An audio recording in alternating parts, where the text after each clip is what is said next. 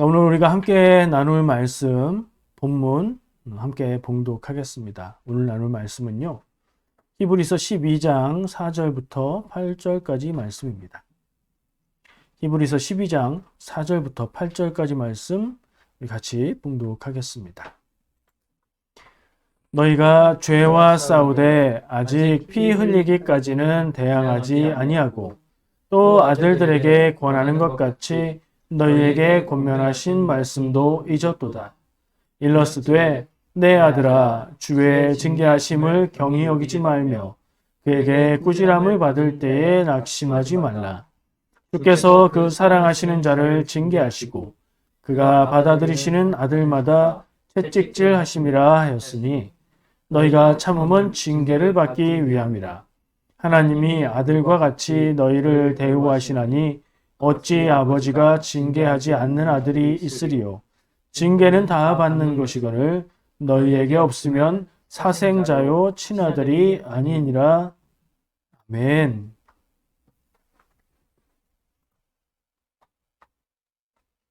오늘 우리 함께 나눌 말씀의 제목을요. 징계요? 이렇게 적었어요. 징계라는 말은 아시죠? 그리고 거기에다가 물음표를 붙여서 징계요? 어이없다는 듯이 이렇게 하는 의미예요. 징계라니요? 무슨 말인가요? 이런 뜻이죠. 징계라는 단어가 오늘 본문 말씀에서 여러 번 나오기 때문에 그리고 내용상 핵심어가 돼서 이 단어를 사용을 해봤습니다. 성경을 읽다 보면요. 읽기는 하는데 무슨 말인지 모르겠는 때가 있어요. 여러분도 그러십니까? 저는 가끔씩 그래요. 성경 말씀을 읽는데 어떤 말씀들은 술술 이해가 되고 그리고 은혜가 되는데 어떤 부분의 말씀은 이게 도대체 무슨 말인지를 이해도 못하겠고 이해를 못하니까 그 말씀에서 주고 있는 메시지가 뭔지도 모르겠을 때가 있어요. 그럴 때는 어떻게 해야 될까요? 다른 분들이, 성도님들이나 다른 사람들이 저한테 성경을 읽는데 너무 어려워요. 무슨 말인지 모르겠어요. 이렇게 얘기하면 그건 쉬워요. 대답하기 쉽습니다. 성경은 어려워요. 예. 여러 가지 이유가 있는데 어려운 게 정상입니다. 너무 읽다가 어려우시면 그 부분은 그냥 읽는 것으로 만족하고 빨리 넘어가도 괜찮습니다. 그렇게 하기도 힘들 정도로 너무 어려우시면 그 부분은 건너뛰고 다음부터 읽어도 좋습니다. 이렇게 얘기해요. 실제로 그렇게 했을 때 성경을 계속 읽을 수 있고 성경을 계속 읽다 보면 성경 지식이 생기고 그래서 다음에 또 읽는다면 그 부분을 읽고 이해하고 은혜를 나눌 수 있으니까 효과가 있는 방법이에요. 근데 저는 또 경우가 다릅니다. 수요 기도회처럼 하루씩 다 찾아야 되네. 금요 기도회처럼 제가 본문 말씀의 범위를 정해놓고서 하루하루 한 장 한 장 이렇게 말씀을 나갈 때는 본문이 정해져 있는 셈이잖아요. 근데 본문을 읽어봐도 제가 얘기하는 거예요. 본문을 읽어봐도 이게 무슨 말인지 잘 모를 때는 굉장히 답답하고 난감합니다. 마음이 막 다급해지고 그럴 때 막 주석사를 찾아보면서 노력하고 또 여러 번 읽으면서 묵상하고 다른 번역의 성경책도 보고 그래요. 이게 제가 사용하는 방법이에요. 여러분들도 만일 성경을 읽다가 잘 이해가 안 되거나 이해는 되는데 그 내용으로 전하는 메시지를 잘 모르겠으면 제가 쓰는 방법을 써보세요. 인터넷 검색만 해봐도 설명들이 나오는 경우가 있고요. 다른 번역의 성경들을 참고해 볼 수도 있고요. 여러 가지 방법을 통해서 성경만 붙들고 있지 마시고 다른 도움을 받으세요. 그러면 성경에 대한 이해와 은혜가 풍성해질 거예요. 사실 오늘이 그랬어요. 히브리서 12장 말씀을 범위로 놓고 히브리서 12장 말씀을 쭉 읽고 있는데 감이 안 오는 거예요.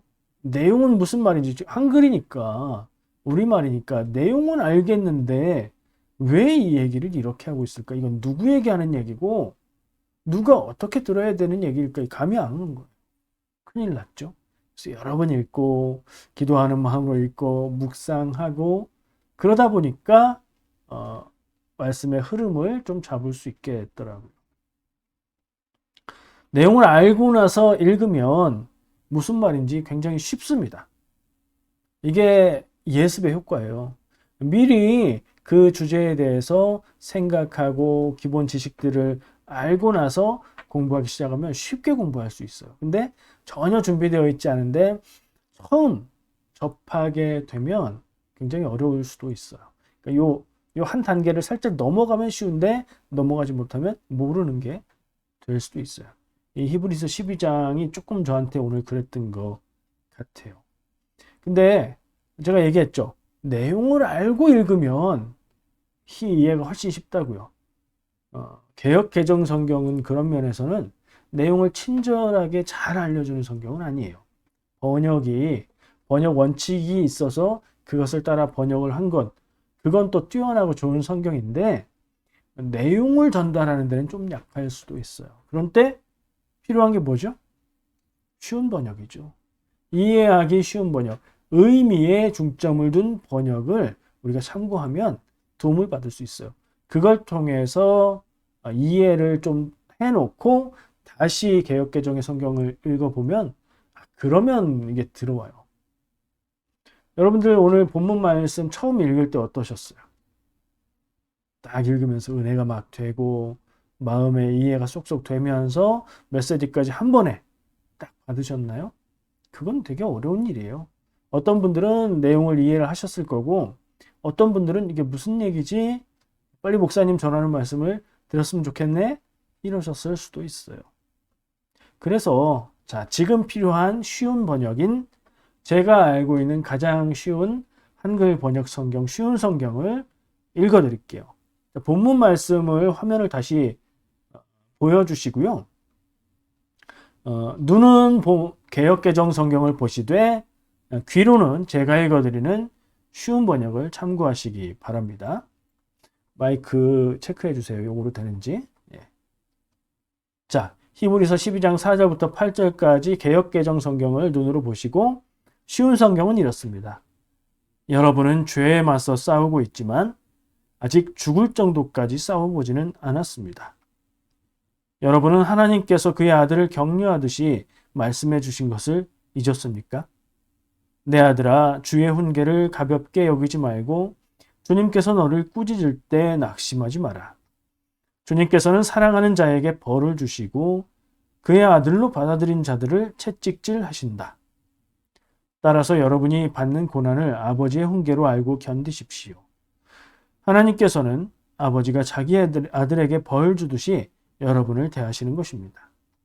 아들을 훈계하지 않는 아버지는 어디에도 없습니다. 아들이면 훈계를 받게 마련입니다. 만일 여러분에게 아무 훈계가 없다면 여러분은 사생아이며 참 아들이 아닙니다. 아멘. 이 번역이 훨씬 쉽죠. 내용도 딱 들어오죠. 차이나는 부분들이 눈에 보이죠. 문장 구조 자체가 달라요. 그죠? 이 쉬운 성경은 한국말의 문장 구조로 뜻을 명확하게 전달하는 번역을 한 거고요. 개역개정 성경은 원어 성경의 어순까지도 가능하면 그대로 가져가요. 그러다 보니까 한국말로는 어색할 때도 있고 잘 이해가 안 될 때도 있는 것 같아요. 그 외에도 차이들이 좀 보이셨을 거예요. 읽으면서.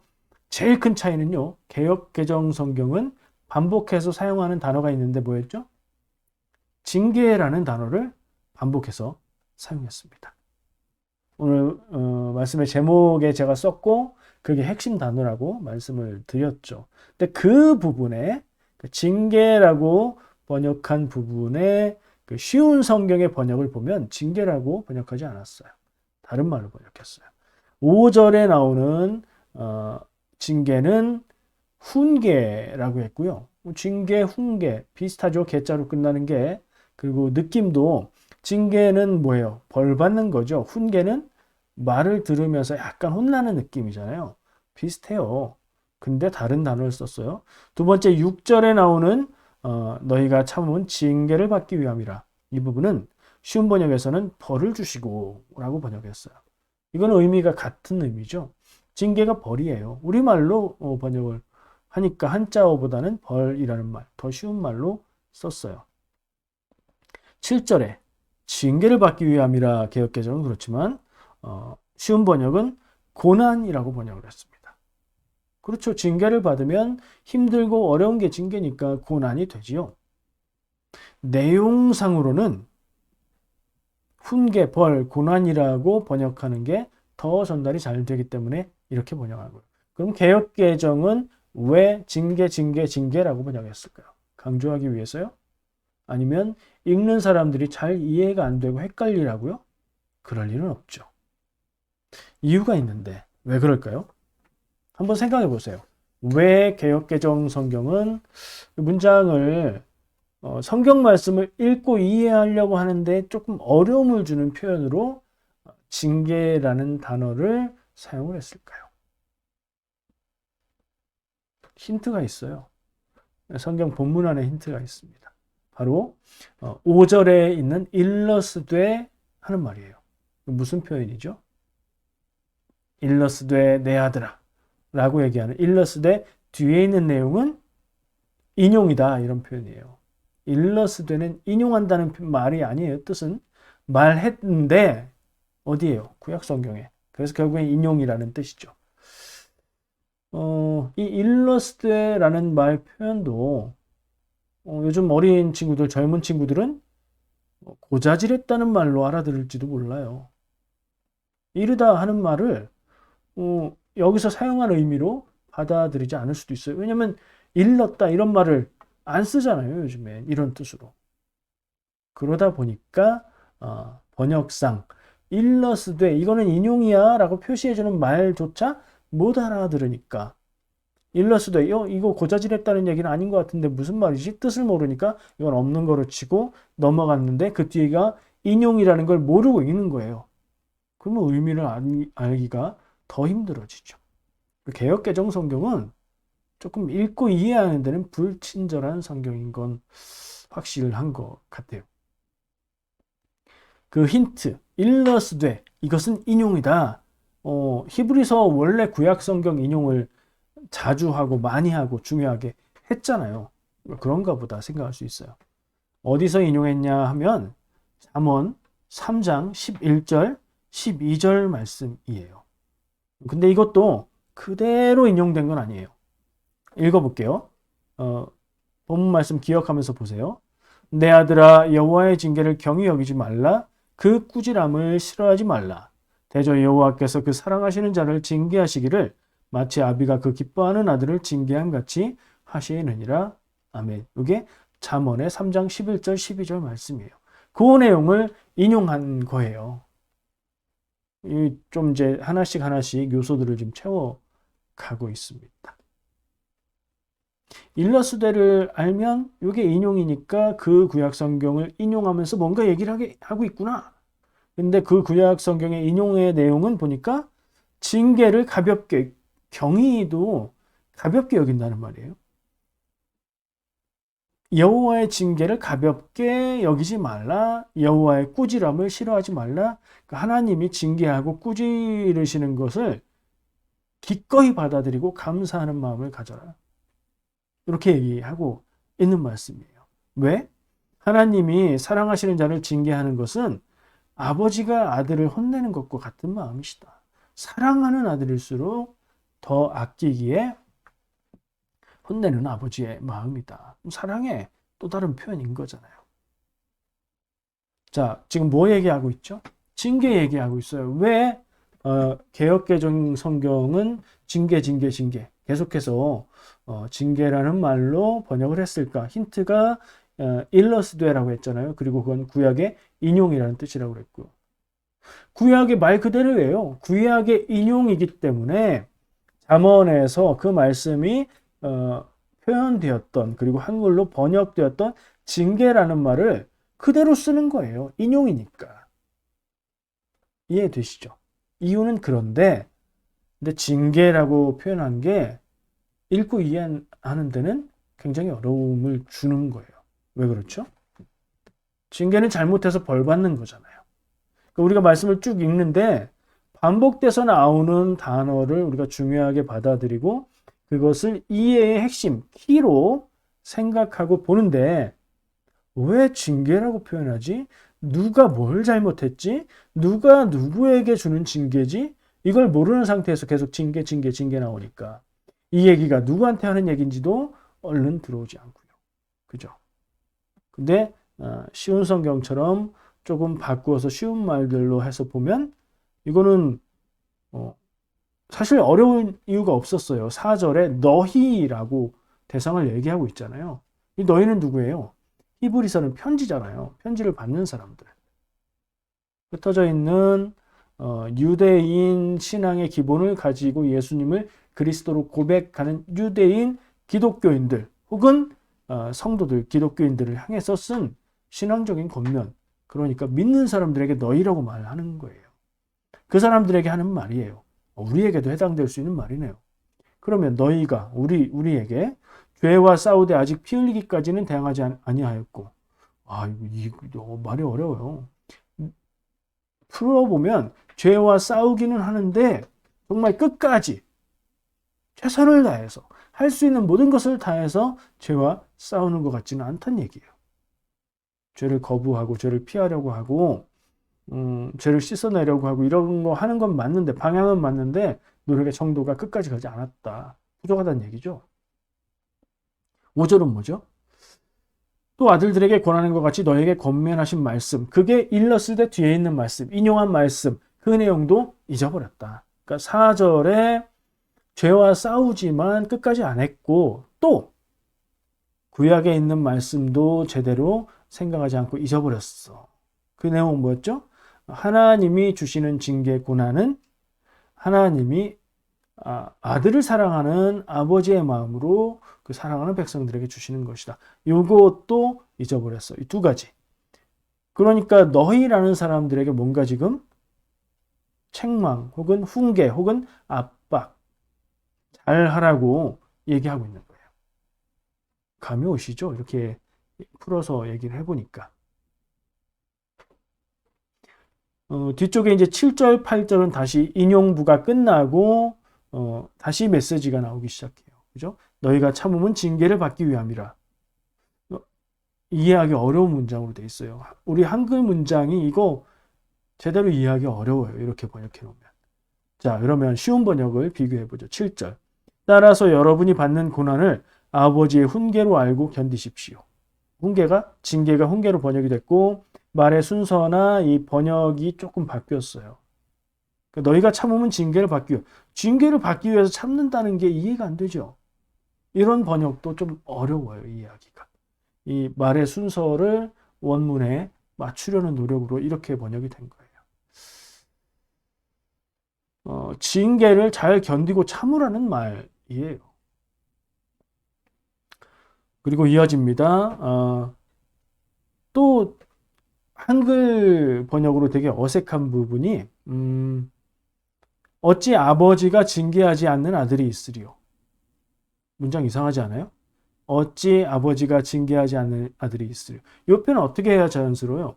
세상에 어떤 아버지가 아들을 혼내지 않겠습니까? 아버지가 주가 돼야 되는데 아들이 주가 된 표현으로 번역을 해놨잖아요. 어색하죠. 이건 뭐 어색해서 틀렸다는 얘기는 아니에요. 맞는 문장인데 좋은 번역인데 이해하기 쉬운 문장은 아니라는 거죠. 그렇게 해서 이해를 해보면 이해가 쏙쏙 됩니다. 하나님이 사랑하는 아들을 혼내는 아버지의 마음으로 우리에게 징계라고 표현되어 있지만 고난, 쉬운 성경의 번역으로는 고난을 주신다. 뭐에 대한 얘기를 하고 있는 거예요? 히브리서 12장 전체가 고난에 대한 얘기를 하고 있는 겁니다. 쭉 읽어보면 이 주제로 쭉 풀리고 연결이 되고 이 얘기를 계속 강조하고 있는 것으로 이해가 돼요. 그래서 징계. 이걸 그냥 고난으로 바꿔서 읽어도 문제가 없고 이해는 더 쉬워집니다. 뭘 크게 잘못하고 죄를 지어서 징계를 받는다는 얘기가 아니고 우리가 삶을 살면서 만나게 되는 어려움, 고난, 그것들을 말하고 있는 거예요. 모든 것들을 얘기하는 게 아니라 믿음으로 살아가려고 애쓰는 성도들이 만나고 겪게 되는 고난들, 근데 그거에 대해서 뭐라고 얘기하죠? 아까 4절 5절에서 말한 거 기억하면 부족하다는 얘기를 하고 있죠. 뭔가가 부족하다. 죄와 대항해서 싸우는 게 피 흘리기까지 대항하지는 않았고 개혁개정을 했고요. 쉬운 번역은 죽을 정도까지 싸워보지는 않았다. 이렇게 번역했어요. 그러니까 끝까지 최선을 다해서 모든 것을 다해서 싸우는 그 정도의 믿음은 아니다. 누구 얘기 같아요? 내 얘기 같지 않나요? 하나님의 말씀도 잊었기 때문에 징계와 고난을 어떻게 이해하고 받아들여야 될지 모르기 때문에 그래서 지금 고난 앞에서 이렇게 힘없는 모습인 거다라고 얘기하고 있는 것으로 저에겐 다가옵니다. 히브리서 12장의 주제를 뭐라고 할 수 있을까요? 한 단어로 말하면 고난이라고 제가 얘기했지요. 그걸 좀 문장으로 풀어보면 믿는 사람이 고난을 받아들이는 태도라고 조금 풀어서 얘기할 수 있을 것 같아요. 그리고 그 내용의 핵심 문장이 제가 본문으로 선택한 12장 4절에서 8절까지 말씀이었습니다. 말씀의 흐름을 한번 챙겨볼까요? 지난주에 그 유명하고 아름다운 말씀, 믿음은 바라는 것들의 실상이요. 히브리서 11장 내용이었죠. 주제는 뭐예요? 물어보나마나 믿음이지요. 풀어서 두 가지로 얘기하자면 참 믿음의 의미가 무엇인가를 얘기해주고 있고요. 그리고 그런 믿음을 가지고 살아라. 이 얘기를 하고 있어요. 근데 12장으로 넘어오면 그 믿음의 싸움이 충분하지 않다. 믿음이 약간의 결핍, 약간의 부족함, 약간의 모자람이 있다. 지금 상태가 그렇다. 근데 너희들 앞에는 고난이 있다. 고난이 있는 상황에서 그 고난을 견디고 이기고 넘어가기에 충분하지 않은 믿음이다. 이 얘기를 하고 있는 거예요. 다시 돌아가서 생각해 보면 이 초기 교회의 그 시대상, 교회의 시대상은 고난의 시대였죠. 뭘로요? 박해와 이단 때문에. 유대인들이 박해했고요. 로마가 박해했고요. 이단들의 도전으로 교회는 흔들리고 어지러웠죠. 교회가 어려웠고 믿는 성도들이 어려웠어요. 그런 고난의 시대였어요. 그렇게 고난스럽고 혼란스럽고 어지러운 시대, 그런 상황을 전체 교회가 그리고 전체 성도들이 겪고 있는 상황. 근데 히브리서 저자가 보기에 성도들의 믿음을 견디는 힘이, 믿음을 겪어내고 있는 상황이 겨우겨우 싸우고는 있는데 힘있게 끝까지 싸우지는 못하는 정도의 모습을 발견한 거죠. 왜 그럴까요? 제가 아까 믿음의 부족함, 결핍이라고 얘기했는데 믿음이 없는 게 아니에요. 약한 게 문제죠. 두 가지 상황이 있을 수 있어요. 한때는 믿음이 좋았어요. 우리가 이런 얘기 가끔 하죠. 내가 젊었을 때는 정말 믿음이 좋았는데 그때 열심히 했는데 지금은요? 그땐 그랬는데 지금은 안 그렇다는 얘기죠. 믿음이 충만했다가 좀 빠졌어요, 지금. 식어버렸어요. 그때 같지 않아요. 그런 상태일 수 있어요. 정점을 지나서 힘이 빠진 상태일 수 있어요. 그럴 수 있죠. 교회가 초기 교회 시대고 신앙의 그 역사가 어느 정도 지나서 처음엔 불일 듯한 불같은 열정과 믿음으로 살다가 사람들이 계속되는 어려움 앞에서 이게 식어져 가는 상황일 수도 있어요. 또 반대편으로 믿기 시작해서 정말 수준 있는 깊은 믿음으로 아직은 가지 못하고 아직은 어린 믿음의 상태라 막 흔들리기도 하고 어려우면 괴로워하기도 하고 막 그런, 그러니까 믿음이 아직 연약해서 부족한 걸 수도 있죠. 어쨌든 고난 앞에서 힘들고 괴롭고 흔들리는 건 마찬가지인 거예요. 믿음이 연약해지면 말이죠.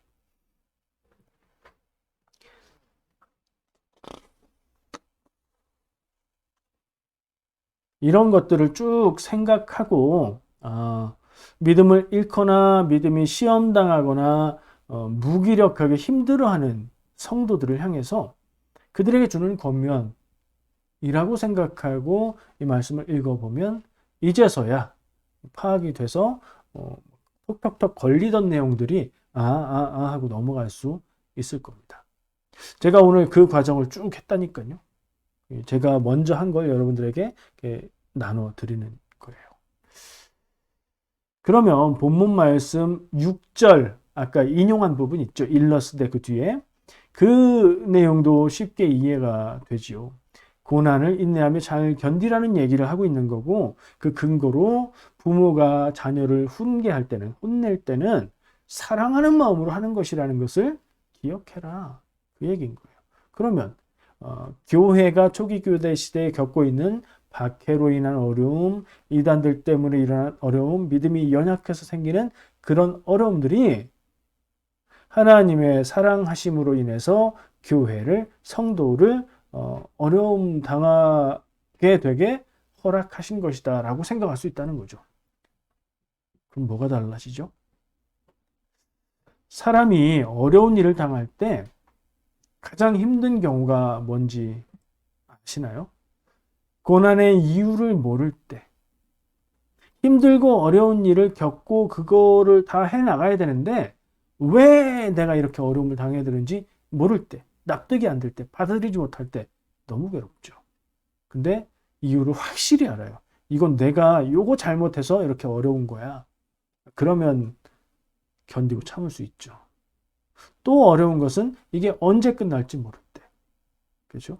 이유를 모르거나 언제까지 지속될지 모르거나 의미가 없다고 느낄 때.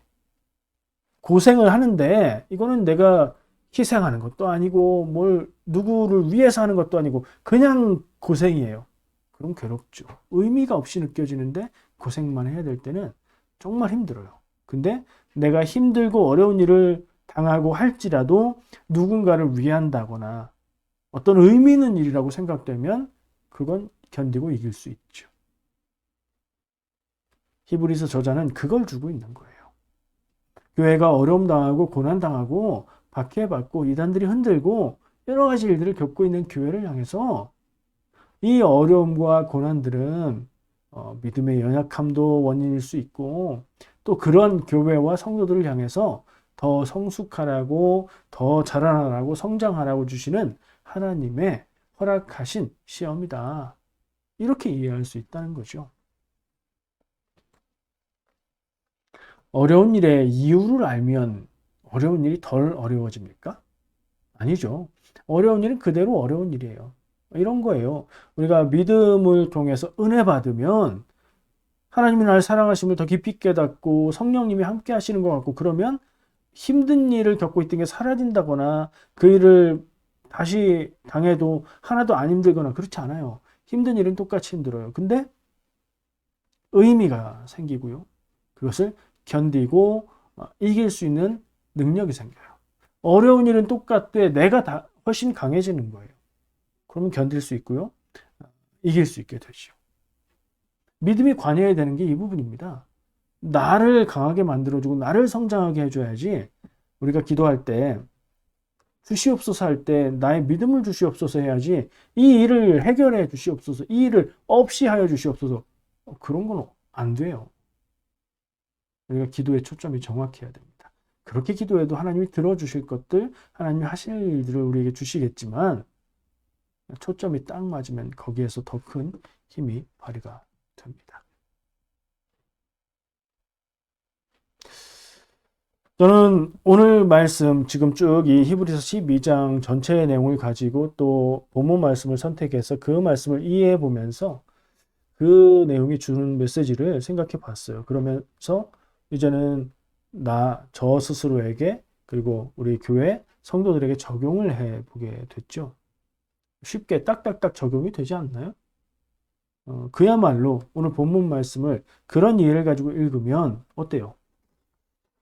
이게 딱 나한테 주는 말씀 같지 않아요? 죄와 싸우되 아직 피 흘리기까지는 대항하지 않아. 죄를 싫어하고 죄 지으면 안 된다고 생각하지만 정말 모든 것을 걸고 죄를 버리고 죄를 벗어나고 하기 위해서 내가 그렇게 했는가 물어보면 그 정도는 우리 얘기죠. 하나님의 말씀이 주고 있는 고난의 의미에 대해서도 그냥 어려운 건 어렵고 힘든 건 힘든 거지 우울의 원인일 뿐 하나님이 나에게 허락하신 것이다라고 생각해봤나? 생각해보면 뭐 그런 얘기도 하고 그러니까 생각은 해봤지만 정말 그렇게 느끼고 이겨나가고 견뎌나갔는가? 대답하기가 쉽지 않을 거예요. 그러면 이 오늘 히브리서 12장 말씀이 나에게 하는 얘기다. 이렇게 받아들이면 돼요. 두 가지 접근 방향을 생각합니다. 아까 얘기한 대로 믿음이 충만했다가 식어진 경우 연약해진 거죠. 혹은 믿음의 수준이 어려서 아직 고난을 견디고 이길 힘이 부족한 경우. 내가 그렇게 어느 쪽에 어려움을 당했을 때 너무 힘들고 괴롭다면 어느 쪽이라고 느껴지십니까? 식어진 믿음이라면 다시 믿음의 힘을, 연료를 넣어서 더 강하게 해줘야 되겠죠. 아직 어린 믿음이라고 생각되신다면 믿음이 자랄 수 있게 또 영양분을 줘야 되겠죠. 그게 뭘까요? 믿음의 연료, 믿음의 영양분, 뭐가 될 수 있을까요? 어떤 사람은요, 자주 잘 아프고 감기를 뭐 계절마다 달고 살고 이런 사람이 있죠. 어떤 사람은 감기 한 번 앓는 걸 본 적 없는 사람도 있어요. 물론 앓긴 하겠지만 그냥 하루 조금 아프고 지나가요. 이 차이가 어디 있을까요? 타고난 건강의 차이도 있을 거고요. 건강을 어떻게 관리하고 유지하느냐의 차이도 있을 거고요. 면역력의 차이도 있을 거고, 뭐 그렇죠. 그걸 다 종합해서 건강한 사람은 감기도 잘 안 걸려요. 바이러스가 안 들어오나요? 들어와요. 그래도 면역을 통해서 그걸 이겨냅니다. 연약해진 사람은요, 면역력이 떨어져, 지구력도 떨어져, 하여튼 다 떨어져. 그럼 뭐 바로 걸리는 거죠. 바이러스만 들어오면. 그래서 자주 아픈 거예요. 사람의 몸의 건강도 그래요. 믿음의 건강도 비슷하다는 생각을 해봅니다. 성령 충만하고 믿음이 건강하면 어렵고 힘든 일, 믿음의 도전, 삶의 도전, 뭐 이런 걸 만나도 잠깐 충격은 받겠지만 능히 견디고 버티고 이길 수 있죠. 이 건강한 상태라면 그럴 수 있는 거예요. 근데 믿음이 건강하지 않아요. 믿음이 연약해요. 그러면요, 지나가는 사람이 그냥 툭 던진 말 한마디에도 믿음이 막 흔들리고 난리가 나고 그럴 수 있는 거죠. 별것 아닌 일에 무너질 수 있다는 거예요. 어떻게 해야죠? 믿음의 건강을 세워야 됩니다. 믿음의 면역력과 믿음의 지구력을 갖춰야 돼요. 제가 아까 말한 믿음의 연료, 또 믿음의 영양분, 지금 말한 믿음의 건강을 위한 면역력과 지구력을 올리는 일, 뭘까요? 약을 막 먹나요? 신약, 구약을 먹으면 되겠네요. 오늘도 이 결론은 거기로 가요. 말씀과 기도예요. 하나님의 말씀 안에서 하나님의 뜻과 하나님의 지식을 우리가 발견하고 깨닫고 그 길로 가려고 애쓰고 또 기도하면서 하나님을 경험하고 하나님을 만나고 내 안에 내 생각보다 하나님이 인도하시는 길에 그 길을 우리가 좀 더 알고 하나님의 뜻을 발견하게 되고 그게 성령 충만한 것이고 그게 믿음이 건강한 것이고 그런 사람에겐 바이러스가 와도 세균이 와도 다 이겨낼 수 있는 거죠. 어려움이 와도 도전이 와도 흔들리지 않는 거예요. 여러분들에게 이 믿음의 건강이 있기를 축복합니다. 그것을 위해서 부족하고 연약한 믿음이 아니라 능히 견딜 수 있는 그런 믿음으로 다시 되살아나시길 그리고 그렇게 성장해 가시기를 축복합니다. 기도하겠습니다.